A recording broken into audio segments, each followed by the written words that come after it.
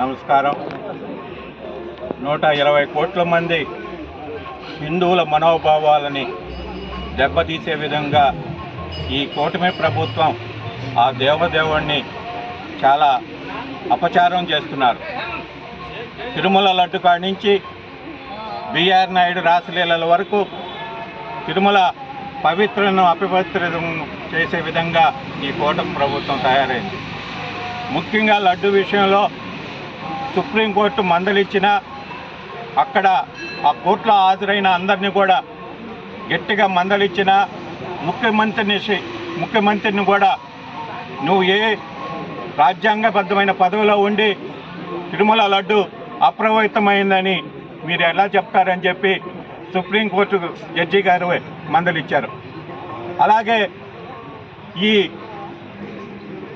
Lab reports కూడా ఒక NDDB కాకుండా మిగతా గుజరాత్లో ఉన్న కర్నాల్లోని ఆ ల్యాబ్ రిపోర్ట్స్ ఇంకా భారతదేశంలో చాలా ల్యాబ్ రిపోర్ట్లు ఉన్నాయి. వాటికన్నిటికి పంపకుండా సెకండ్ ఒపీనియన్ తీసుకోకుండా మీరు కల్తీ జరిగిందని ఎట్లా చెప్తారని సుప్రీంకోర్టే జడ్జి గారే మందలించడం జరిగింది. ఆ విషయంలో ఒక ఈఓ గారు వెంకయ్య చౌదరి గారు కల్తీ కలలేదని అఫిడవిట్ ఇవ్వటం కూడా జరిగింది. ఇలా కూటమి ప్రభుత్వం వచ్చినప్పటి నుంచి తిరుమల పవిత్ర దేవస్థానాన్ని అందరి 120 కోట్ల హిందువుల మనోభావాలని దెబ్బతీస్తున్నారు.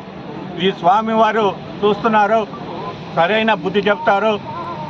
చాలదనక బిఆర్ నాయుడు రాసలీలలు కొండ మీద రాసలీలలు చేయటం చాలా దురదృష్టకరమైన విషయం.